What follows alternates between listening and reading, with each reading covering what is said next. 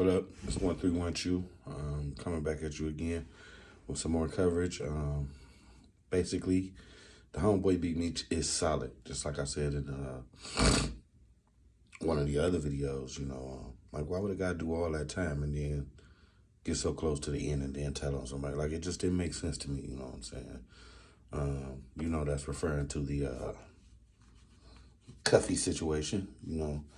From what I'm understanding about this Tammy Collins lady, she was apparently tied in with Blue Da Vinci.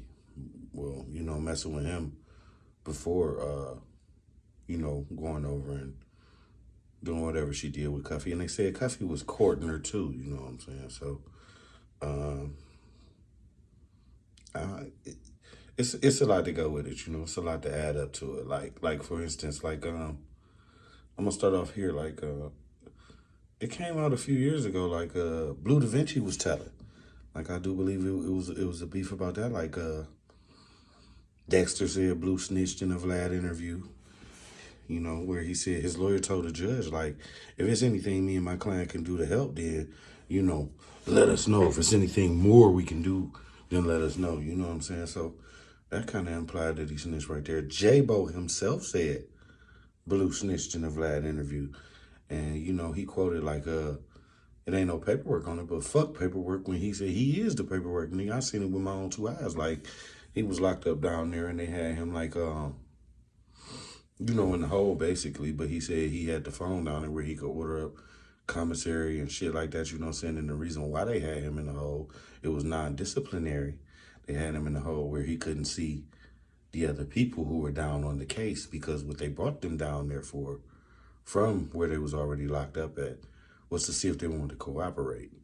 And J-Bo said he ran into a couple other people down there, and it was what it was. They was in the hole where they wasn't allowed to see other people, and Blue was locked up around other people, kicking it and shit and telling stories and shit like that, basically, you know what I'm saying? And not only that, they also said in the beginning, Blue brought a lot of shit down on them with that Smack DVD shit he had going on, but that's allegedly. I mean, that's just where I'm, But I was watching a Cuffy interview, and I was tripping on it because they mentioned that not only that, I was reading an indictment. I had Googled it online and I was reading, I was getting an interpretation of it for myself. But they said they dropped 2 bodies for him to cop 2 gun cases, copped the 2 gun cases, so they dropped the murders. Where the fuck do they do that at? You know what I'm saying? I've never heard of, not in Cleveland, Ohio, or nowhere else in the United States of America have I ever heard of a nigga.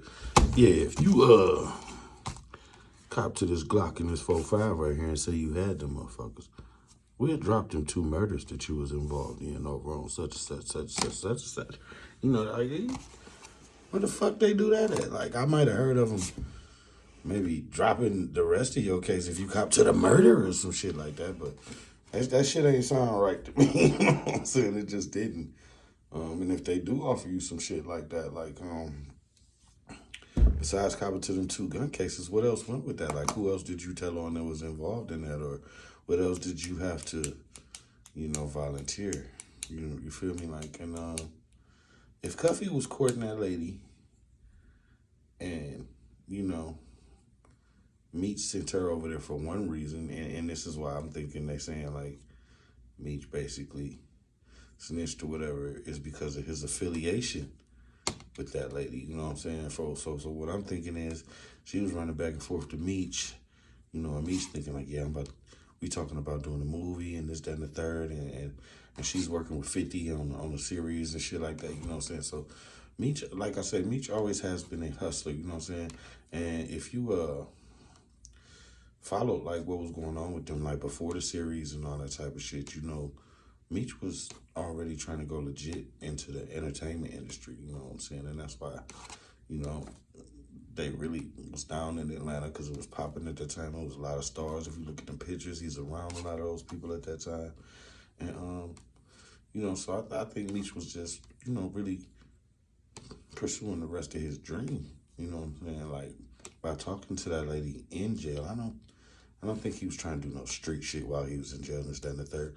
And she used that to her advantage, going around these people. Oh yeah, I talked to Meech and I'm plugged in with Meech and this, that, and the third. And from what I understand, Cuffy had ran off on the plug. Allegedly, I don't know. Like I said, I don't know these people, but he ran off on the plug and he asked her, did she know where anything was? And, you know, this, that, and the third. And at that time, I heard it was a detective involved that she was also had slept with, you know what I'm saying? So, she a nice looking lady from what I saw, you know what I'm saying? So, it seems to me like she just had these niggas like wrapped around her finger, like niggas like this bitch bad.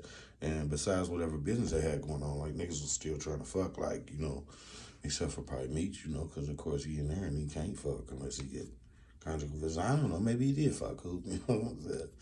But that's besides the point.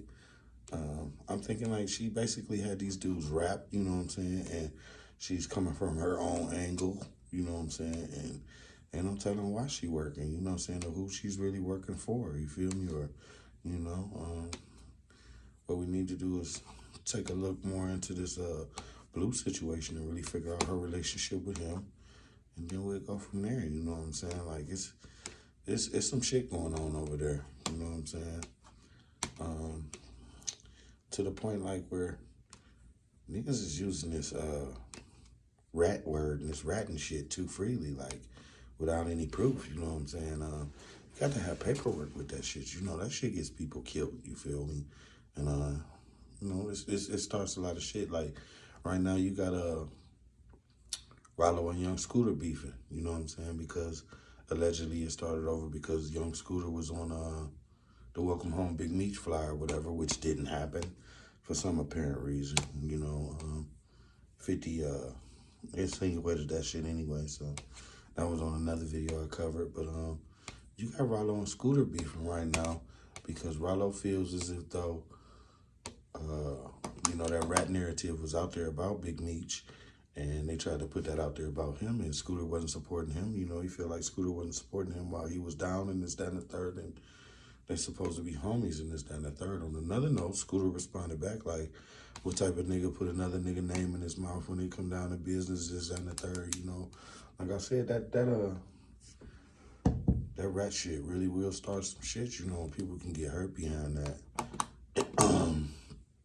What's crazy is that shit's in our culture right now, you know what I'm saying? It's trending, it's popular and all that shit, but it all goes back to another thing I was saying on my social media.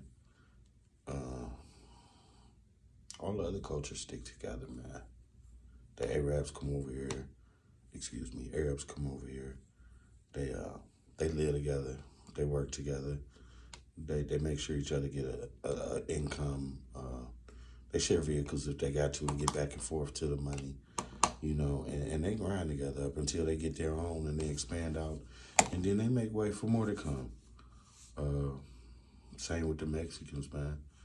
Like I was over on the west side when I was doing door-to-door sales, and was in this apartment complex, and I was just noticing like there's like 7 to 8 of these people living in a 2-bedroom apartment, you know, kids and everything, but you know, they weren't hungry and no shit like that. They had work trucks outside, they had tools and everything, and you know, we canvassed over there for about a week or so, and they was getting up, going to work, they was getting to it, but they was doing it together, they stuck together, that's the point, like, and you could see eventually, like, in that apartment complex where they had branched out, because it's probably like cousins, it's family, friends and shit that they came over together, like, they had them there one building full, that's what I'm trying to say, and they was getting up, going to work together, so they would stay together and they get money together, you know what I'm saying? Just like they come over in our neighborhoods and take over our businesses and shit like that, and bring their cousins over here, 7 years tax-free money, and they grind it in. They pass it on, you know what I'm saying? That's the only thing we passing on is hardship, burden, and bullshit, man. We are not supporting each other. We aren't. As soon as our name come up in a scandal, we quick to jump on the bandwagon and criticize that man, woman, or whatever the situation may be. We do not offer support. There's so many topics where I could just address right now. Like I can't single out just one and address it right now to make you feel me, because I'm gonna have to single out the rest because it'll only be fair. But you know, it's crazy. You know, it's just ratting shit amongst us, just crime on each other. You know, when we should be together. Just think, you know, certain dudes be my inspiration. Just think, uh, back to Ralo, uh, the fam goon compound, man. You know, for a dude to think like that, you know, that's real leadership thinking. You know, I'm gonna buy this compound for me and my people to live. You know what I'm saying? Just think like if everybody got together and was like that from state to state, and rappers and shit like that, and did shit like that for their people, and branched out and showed love, and more niggas with money did that shit, like how much shit we would have. You know, that could be part of the cure to some of this homelessness shit. You know what I'm saying? Like, another dude, shout out to Boosie, man. You know what I'm saying? Down there on his thing, how he built those complexes for his family, that community. That's just some that's some real, like, that's out the box thinking. Them special niggas, man. You know what I'm saying? Big ups to them dudes for thinking like that. You know what I'm saying? But if we could come together and start doing shit like that, like I was in these apartments up here where we at, and I've been seeing them for years, and I always thought it was one or two apartments to sit on this main street. But when you pull in the driveway, it's like a whole project back there, man. And I pulled in there, and you know, it's apartments, and I forgot who I was riding with, but I was like, man, it'd be nice for a brother to have something like this, and I just let all my people stay here. You know what I'm saying? And if we could just, you know, establish that amongst us instead of all this violence and killing and bullshit, man, we'll be some bad niggas, man. I mean, we'll be doing something. You feel me? But I'm 131 Chew. I'm out. If you like this comment, you like this video, like, comment, and subscribe. Support me so we can get more content going on, more coverage, so I can support you. Start doing raffles, giveaways, shit like that. You know what I'm saying? I'll see you on the next one.